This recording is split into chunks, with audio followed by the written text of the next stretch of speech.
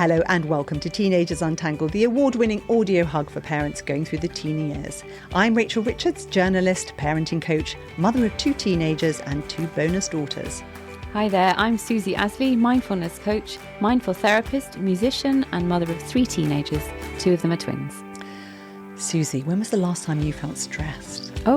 Yesterday. Yeah, it happens a lot, right? Yeah. It's just, I think it's part of life. Stress is good. Stress is good. Some of it. But today we're going to talk about a report called Parents Under Pressure by Murthy, who's the US Surgeon General. It says 41% of parents and caregivers say they are so stressed they cannot function most days, and nearly 50% said their stress completely overwhelms them. Gosh. I know this is America, but I'm seeing it. I'm seeing it everywhere. Now, I know we've talked about pressures of parenting before, but I thought it worth revisiting this issue because I want parents to understand it's not just you. No. And I think that's the problem. We're all at home alone, looking around going, oh, they seem to be handling it so well. We're all struggling. Yeah. Okay. And there are ways in which the stress. Yes, and we can reduce the pressure and we can do this. So let's quickly do some reviews. I've got a lovely one here from Philippa. Absolutely fantastic. Hi, Rachel. Firstly, I have to say I've just started listening to your podcast and they're absolutely fantastic.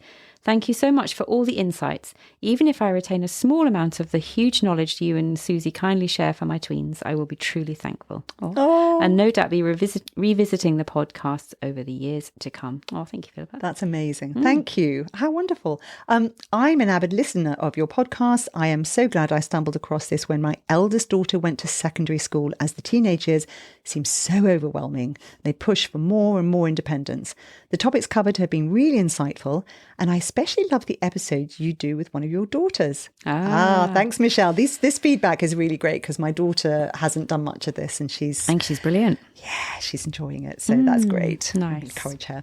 Now, Susie, what about a nugget? Have you got one? Yeah, I have. It's we've talked about it before, but I noticed over the summer that there were lots of things going on, as there always are, aren't there? And I found myself falling into going up and down with one of my children's emotions. So there were various things going on, very logically explained, and there was lots going on. And I found myself kind of going up and down the roller coaster with them rather than trying to stay regulated. And also regulation doesn't mean that we should be calm all the time. That's nonsense. That's a myth. It just means that you are aware of what's going on and that you are able to bring yourself back when you get dysregulated. So I just found myself suddenly noticing that I was doing this and trying to then step back and watch it happening, which is how I work. That. You know, the awareness. So mindfulness is all about the awareness of things that are happening. So this is happening. I'm observing that I'm going up and down with my child. And that when you now have that information, you can then step back and make a choice as to how you want to behave the next time. And also the knowledge that, this is just an event and it will pass. So I fell into it a few times and it was a repeated pattern. And part of it was also that I was really tired. Oh, well, the tiredness has got you. The problem with the tiredness is it's very hard to do the step back and the things you know you're supposed to do because you're too tired. Yeah. But it's a practice. Yes, and it's like having to go to bed when you're too tired and you know that you should go to bed, but you're too tired to go to bed, all that stuff. And the nugget is the kind of like, we think we've done it. Oh, I've got that. And then, I've fallen in again. Done it again. I've fallen in again. And then maybe the learning, the noticing is quicker next time and blah, blah, blah. But yeah. And we're humans. And we are absolutely humans. I tidied my daughter's room while she was away at Reading brave. Festival. Yeah, well, it's probably more accurate to say that I cleared it. Yeah. And it's not something I do because she doesn't like it. But I also moved the bed and the bedside table into different positions and set up everything with a kind of better workflow. So I just thought, I kind of did a feng shui, but I'm not trained. I just kind of thought, it looks better that way and I like that. And I put everything in organised little tubs and, just really thought it through. And I was a little bit anxious when she came back because I thought she might not like it. And she was very tired. So she just staggered upstairs. She went, I don't know what my room's going to be like. Staggered up the stairs to bed. And the next day, she thanked me. Oh. And she has kept it way tidier since. Now, the reason I'm saying this is because I said to her, I sort of noted that she'd been keeping it more tidy and organised. And I said to her, maybe it's not that you are not a tidy person, you can't keep things organised. Maybe it's that the space didn't work for you and it didn't feel good to you. And I think when we feel good about things, we're much more likely to pay attention to them and do them better. Yeah. And my other daughter overheard this, and a day later she came to me and she said, Mummy, I think that's what's happened with me. And I said, what do you mean? And she said, I had noticed her room getting less tidy. And I think teenagers are almost like snakes. They need to shed their skin as they're going through the years. And sometimes that involves a refurbishment of the bedroom. It doesn't need to cost anything. It can be about changing the bed around. It can be about removing things. It can be about changing your closet. Everything is up for grabs. But I think enabling we worked together, my other daughter and I, she said the wardrobe was too big. So she took that out and just had a rail for clothes and just things that weren't expensive, but that really made a difference to the way the room felt and tallied more with her more teenage, sort of older teenage look. And so all I wanted to say was I think that's one thing that we can do rather than go, oh, you're just really bad at being organised and tidy. Maybe it's like my kitchen now. I'm much more organised and tidy with it because it's been redone. Yeah, you have the structure in place. Right. Yeah, and I think we need to understand that with our kids, it can make a difference. Yeah, nice. Lucky Right. girl. Yes. It was hard work, but hey. Right, let's come back to that report. 41% of parents and caregivers said they are so stressed they cannot function most days, and nearly 50% said their stress completely overwhelms them. What's happening and what's changed? Now, I love a comment I read in response by someone called Tim Carney to a piece in the Free Press. And what he said was, when his parents were doing the job, there wasn't massive tutoring. Nobody was playing us Mozart when we were newborns. I don't think parenthood was thought of as this deliberate, intentional, massive thing that we decided to undertake. No. So we need to undertake it right.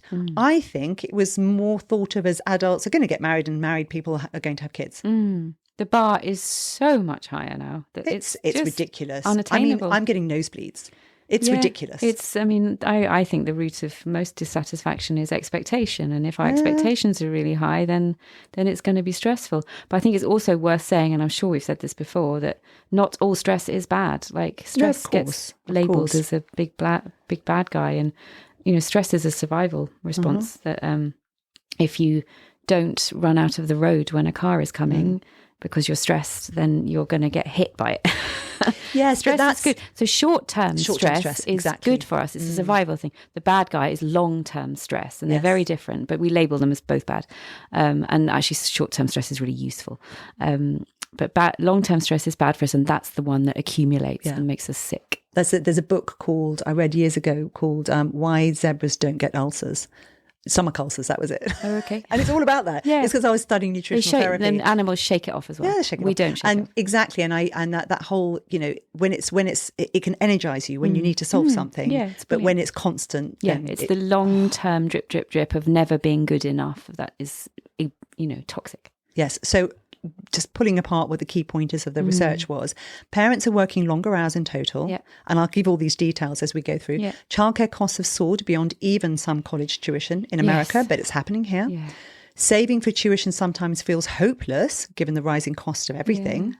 Yeah. There's a surging young mental health crisis. In America, there are threats outside their control, which we don't have to deal with, thank heavens, like school shootings. Yes. And there are also harms and risks in social media and technology, which I think should actually be much higher up the list, because I think that this is something that's completely changed and we don't really know what we're doing. No, I mean, a lot of those can induce, trauma, those things. And Vivek Murthy calls it the culture of comparison. So, the social media creating unrealistic expectations about celebrating milestone events. Yeah. And it's just, this is way beyond the keeping up with the Joneses that our parents had. Yes. Where they'd have competitive dinner parties. That would be the worst thing that you'd have to suffer at times. And I think our perceived parenting standards have been fueled by social media. Our perception about how our homes should look are fueled by social media. Our children who are the Sephora generation of young girls who seem to think that they need to have retinol and, a 6-stage cleaning regime when they're 10. This is, right? A lot of it's coming from that. Yeah. And I think it causes parents to feel lonelier because they don't feel that they're living up to something that's a mythical standard. Yeah, and we have Project Kid, don't we? It's a big part of our lives. I'm not saying that us as kids weren't a big part of our parents' lives, but it was very different. Yeah. The bar was a lot lower. Yeah. And Murthy says that in his conversations with parents and caregivers across America, he's found guilt and shame have become pervasive, often leading them to hide their struggles, which perpetuates that vicious cycle where stress leads to guilt, which leads to more stress. Yes, that's a really good point. That's a loop, isn't it? They're in a loop circle of, I feel really stressed and I can't tell anyone, so therefore it gets worse and worse and I'm more stressed. That's really toxic. Yeah. And I want to talk about this because I want everyone to go, oh, it's not just me. Yeah, I'm feeling stressed just hearing all of this. It's making me breathe funny. Yeah. So work, childcare, parenting roles. So in the last decade, childcare costs have increased in America by about 26% across the US. They've also increased here. I don't know what the numbers are, but I'm sure that this is happening in other countries too. Yeah. And 1 in 4 parents struggle to meet basic needs like affording groceries and paying their rent or mortgage in America. Which is unbelievably stressful. Unbelievably stressful. And things like healthcare and access to mental health again. We have a national healthcare system. Try and get a therapist. Yeah, I mean, the waiting Try and lists are get crazy. help. Yeah, and all of these parents who've got kids who are neurodivergent, who need some support, everybody tells me it's incredibly stressful and very, very difficult. And you feel isolated because you don't know who to talk to. And you have to suddenly become an expert overnight on something that you really would rather not know about, right? Absolutely. So in his stats, he said mothers dedicated 28% more time to employed work than they did in 1985. Men worked 4% more. So we're all working more. And that's despite the longer hours and sometimes taking on multiple jobs. Parents with children are fretting about finances at nearly twice the rate of other adults. So it's actually the parents who are finding this more stressful than other adults. Yes. We're doing more as parents. So we're devoting way more time engaging our children. And because you mentioned this before, and physical care, educational activities for mothers, the jump has been 40% since 1985. Fathers, 154%. Wow, it was a very low base. Yeah. And that's incredible, actually. Yeah, and gun deaths, this heightened parental concerns. I won't dwell on that because that's a very specific American thing. But I say that, but I think in South Africa they've got problems. Sweden has now become the murder capital of Europe in gun crimes. 1 in 5 children has a special healthcare need, including those that are at increased risk of chronic physical development and these behaviour things. And those parents, when they were interviewed, were much more likely to report fair or poor mental health, obviously, I think. And the US Surgeon General released an advisory last year on a phenomenon known as the loneliness epidemic, which goes far beyond feeling left out. And according to Murthy, the sense of isolation has extraordinary health impact. Yes. A mortality impact akin to smoking 15 cigarettes a day. Wow. See, the smokers would say, if you smoked, you'd be outside on the cold pavement, but there'd be other people there with you. And it's a way of connecting. No, not for long here. That's actually, when I went traveling with my friend before I went to university, she was a smoker and she said, I'm going to go up smoking while I'm away. We were in India. It was so cheap to get cigarettes. And every time we bumped into people would be bumming cigarettes off each other. I felt super left out because I didn't smoke. Right? So I can, this is just an obvious way where people connect. We're not encouraging people to take up smoking, just to be really clear. Now, according to this new advisory from Murthy, about 65% of parents and caregivers surveyed reported social isolation and a lack of social supports. And so it's 65 for parents or caregivers, 55% for non-parents, and for single parents, 77%. So all you single parents out there, you really, really need support. We know you need support, and we're going to talk about this in a minute, but it's hard. And you've been a single parent, right? Really stressful.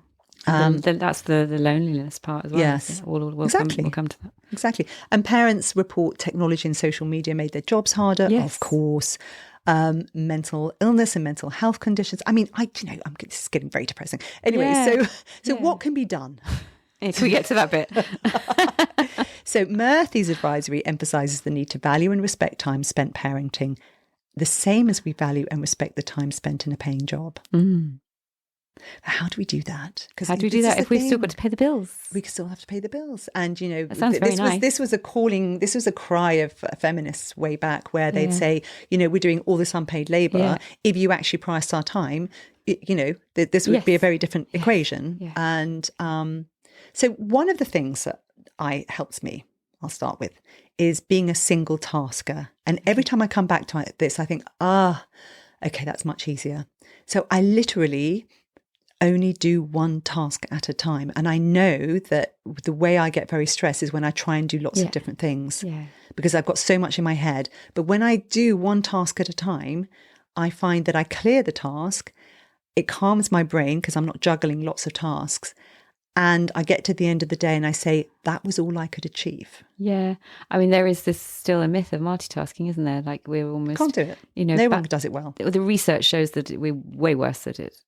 Things if we multitask, but there is still a myth that you are a superwoman if you can multitask. Women can't do it any better than men. It's just we're forced to do it. It's rubbish. But it's true. They've done all the research. Read it. It's not. It's not the truth. Yeah, but to intentionally and consciously just do one thing at a time, you're more efficient then, aren't you? Yeah. And every time I slow down and do that, and then I get to the end of the day and say, I did everything mindful and I did the tasks. Yep. And the ones I did were really good. Yeah, I notice when I get too busy and I flit between things, like half finished stuff all over the place. It's really same, and you leave things around the house.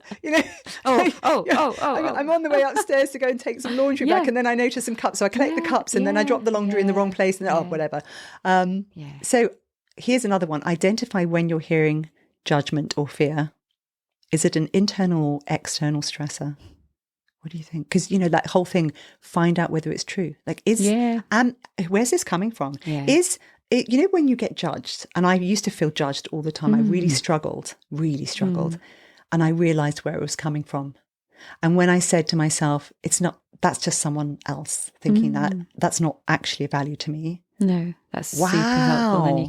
Then it can diffuse it. Yeah, noticing. I mean, that's a core of mindfulness, noticing our thoughts, noticing the judgment. Because we judge, again, that's like stress. It's a survival mechanism. We see the world through the lens of safe, unsafe. We have to judge to keep alive.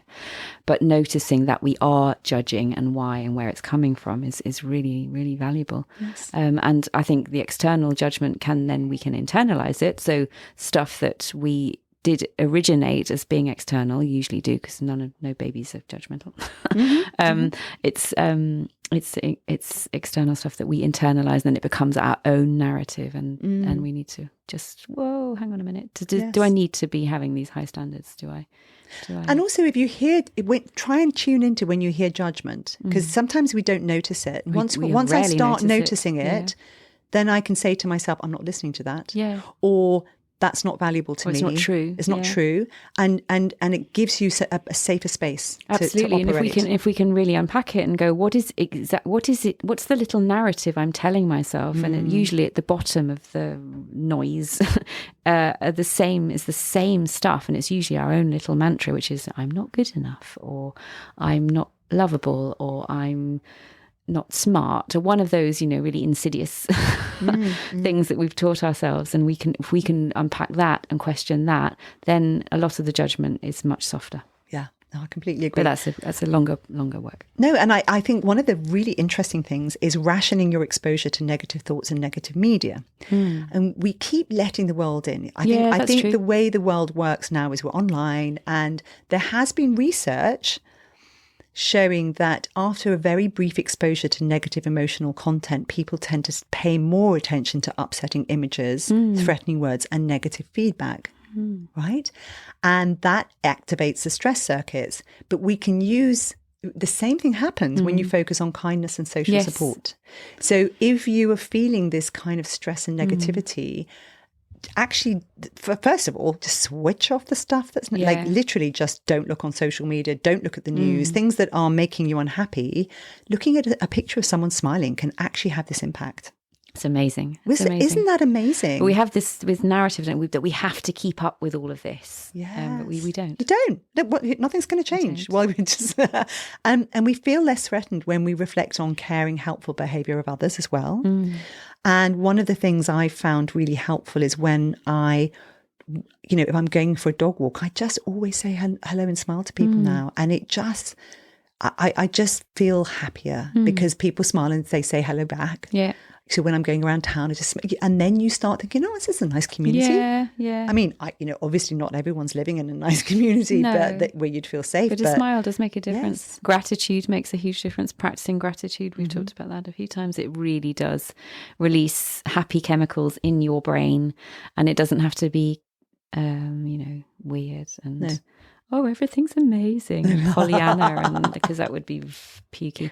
But just being grateful for a couple of things at the end of every day, and it could just be that you've got water in your tap if you have water in your tap, or I don't know, you're healthy if you're healthy, just stuff like that. The big stuff, the little stuff is big. Yeah, that was the thing I was taught by my Auntie June, who wasn't really my aunt, but she was the woman I used to go and see when I was in South Africa, and it's made me a positive person through my whole life. She just said to me every day, you need to thank God for 3 things that you felt were good. Yeah, and it does make a difference. It completely. And they've measured it all now. It releases chemicals in your brain that are akin to those in antidepressants. Yes, and lean on your village. Now, what I mean by this is many of us are like, well, hang on, where's my village? I don't see it, and I want to try and encourage people to feel more confident about saying, oh, I'm feeling this, or I've noticed this, because it's almost like when you're in a classroom and you didn't understand something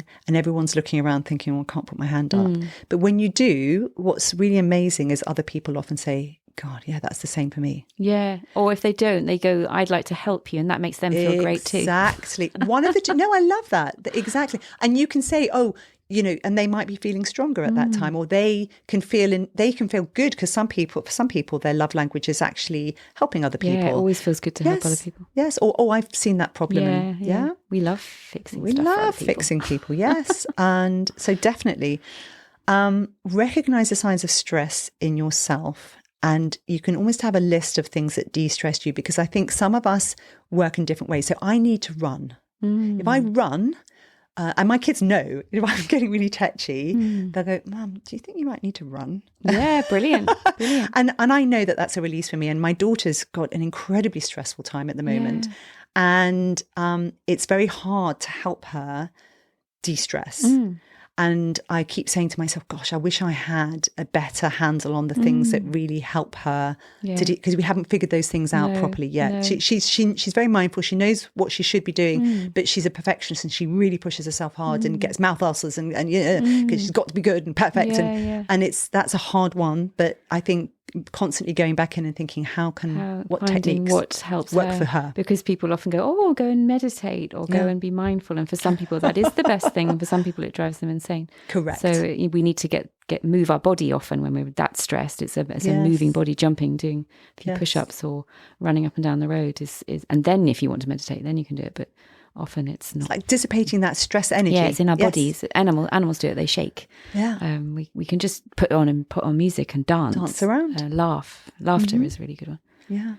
And I think that we can analyze situations ahead of time to take preventative action. And what I mean by that is, we talked about this with the Christmas going and visiting your family, and the uncle who always gets drunk, and you can try and think, oh, this thing comes up all the time, this drives me nuts, and we can try and ring fence stuff.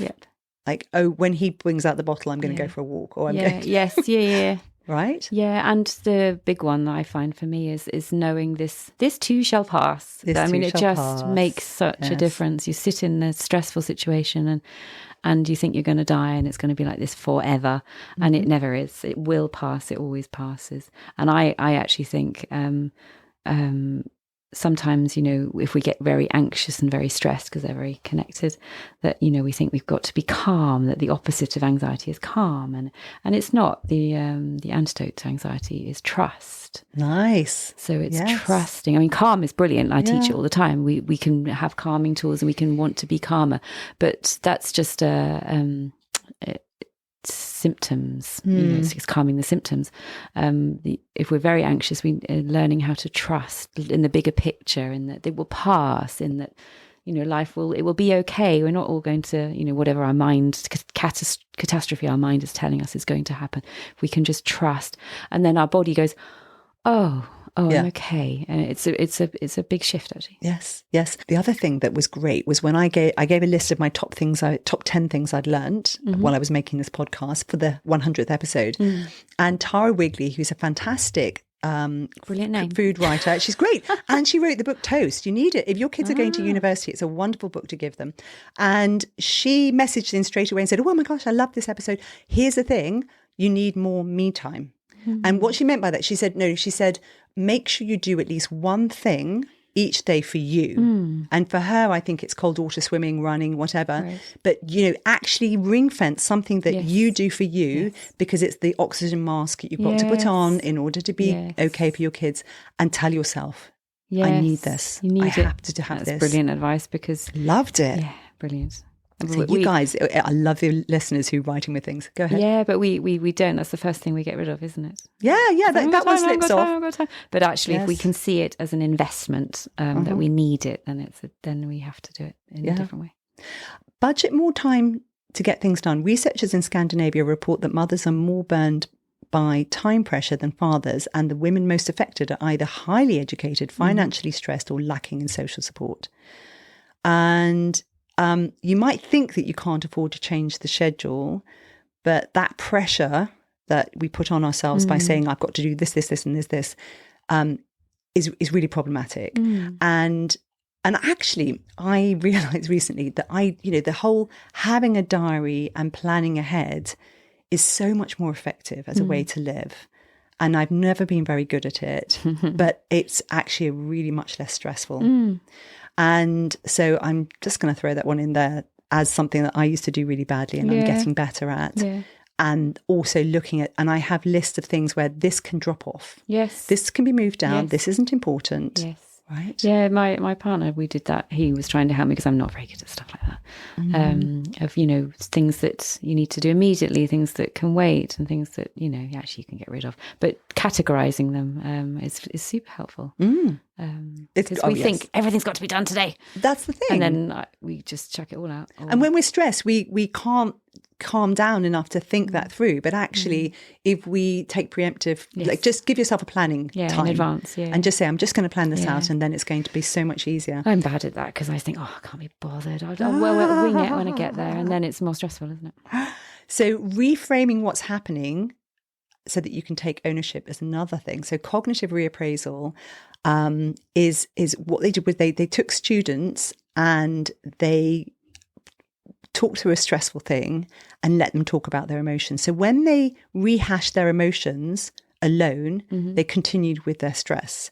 When they had feedback which said, that's an excellent way of thinking about it, that reframed it and then said, now you have tools to manage that better next time, far less stress. So actually, rather than just thinking through the emotions and feeling the emotions, if you then think, now I've got tools and I'm going to be better armed next time. Because a lot of stress actually is not the event itself or the thing that's going to happen. It's our worry that we don't have the capacity to deal with it. Yes, I think that's the true. Bit that really freaks us out. And that could be lots of different types of circumstances. So if we have some preemptive things that make us feel more able to cope with whatever it is that's chucked at us, then we'll be less stressed. And here's another one. Empathy. Is it your empathy that's stressing you out? So, we've got kids, we're going to worry about them. There's different types of empathy.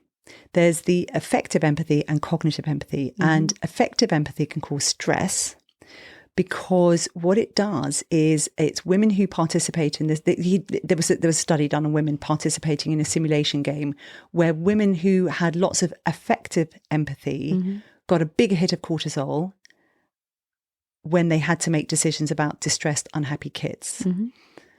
And they also experience heightened activity in parts of the hypothalamus and amygdala regions of the brain linked with anxiety and stress. Cognitive empathy is where you recognize what's happening, but you don't get emotionally involved. So it takes another person's perspective, imagining what they would need to do to make themselves feel better. Is much more cerebral. The mums who emphasize cognitive empathy showed the least stress reactivity during decision making. Gosh, I wouldn't have defined that as empathy. And their judgment calls were more accurate. Sorry to interrupt you. Yeah, no. Yeah, because empathy. Well, talk to me. What is empathy? Well, to me, and I could be wrong, empathy is being able to put yourself in somebody else's shoes. You don't have to understand or agree with what they're saying, but you need to. You have the capacity to understand where they're coming from emotionally and cognitively, I thought. But I think what they're doing is they're saying, in both of those situations, you are in their like you are able to put yourselves in their position. Yeah. But one of them, you get emotionally involved in their position. The other one is more mental awareness of their position. So you're actually, and my husband's amazing at this. He doesn't get emotionally involved. He just listens to what I say and goes, oh, right. And he can see it and then tries to help me walk through it. And he doesn't get upset about it because of that. That's interesting. I wonder if the ones who get upset then kind of actually not accepting it because you want to change it. Yeah, but the ones that's and that's not really empathy, is it? No, I don't know. Just throwing that out there. Because empathy is the ability to see it, respect it, understand it, and then leave it as it is. Whereas if you're emotionally involved, that to me implies that you actually aren't accepting it. There's something in it that you can't bear and you want to change. That's a better way of explaining it. I think you're right. Finally, types of happiness. Meaningful happiness seems to block toxic stress from reprogramming our DNA and increasing our risk of stress-related disease. By contrast, self-gratifying happiness doesn't. It's another research thing that I've got all the research notes in the podcast. What does that mean? So, self-gratifying happiness is something like a box of chocolates, which can be lovely. It can be really lovely. But it doesn't necessarily get rid of the toxic stress and block it. What? Why not? What they're saying is that when you experience meaningful happiness about like meaning in life, you give things meaning, you do things with purpose and meaning, that's got a much more relaxing impact. Okay, so stuff versus emotion. Yeah. So bring more meaningful happiness into your life by finding ways to reconnect with experiences, people and goals that really matter to you. So yes, so my daughter's good at this. So when she talks about her birthday or Christmas and I say, well, what would you like? She says, I just like to do something. Yeah. So she's really tuned into that if she gets a present, it's not going to make her feel particularly less stressed or happier about life. But if she does something and it connects with something she really finds meaningful, she's going to be much happier. Yeah. So I think that's what they're getting at. Yeah, I think that makes total sense. Just describing it badly. Yeah. No, not. It's just too much stuff. We've got too much stuff. Exactly. And stuff doesn't make us happy. Yeah, we know that. Exactly. Sometimes it does though. And I do think chocolate can make me happy. So. Yeah. For some people, it's buying shoes, handbags, Ferraris. I don't know. And we've done a lot of other things in the other one. So there is another one where we talked about stress, but I wanted to revisit this because I actually think it's really important. Stress busting effect of nature, exercise, things like that. Yeah, walking in sleep. Yeah, and not stressing about not sleeping. Yes. But it's really important to keep bringing these topics up because it's a killer. Actually, it's a killer. Yes, stress is the number one proxy killer. And the more we know that this is something that everybody else is experiencing, the more it normalizes it, the more you're going to be prepared to talk to other people about it, and the less you'll feel isolated. Yeah, I think that's really important. I think I like that point, and the idea that it's shameful to feel stress because one of the things of being a super parent is that you're supposed to be able to do it all without stress as well. Oh, tick that one. So as a listener of this podcast, you can act as an ambassador by being who you want to see in the community. Do you like that? I love that. When people try to load you with stress, just push back. Yeah. You know, if you can't remember the research, just send them the podcast and say, you might find this helpful, right? So if they're putting this stuff on you, just say, so if you think, I can't, what did she say? I can't remember. Yeah. Just say, you might want to listen to this podcast. That's a great idea. Yeah, I can't remember it either. Can't remember what I've said myself. Yeah. I mean, I feel really grateful to be on this journey because it's made me realise we're not alone, we're not broken, we're doing our best. So if you want to search for other episodes, I'll put the little, anything I've mentioned, I'll put in the notes, including that study. Do it on the podcast player, www.teenagersuntangled.com. The most powerful way to help the podcast get out there is by sending it to other parents you know, or you can leave a review on your podcast player. I know it's super hard on Apple, but I'm grateful to every single person who's done that. Thank you, thank you, thank you. Yeah. You can also email, you can send little text messages. On the website, you can even leave a voice message. No one's ever done it. Be the first. Oh, that would be so cool because we'll put it on. Sing us a song. Go on. Okay. Right. No, not you. No, I'm not about to, don't worry. I am not going to inflict that on our listeners.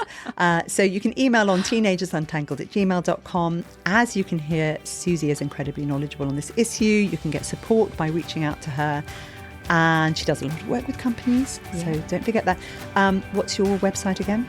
It is, so all my links are on my website. They're www.amindful-life.co.uk.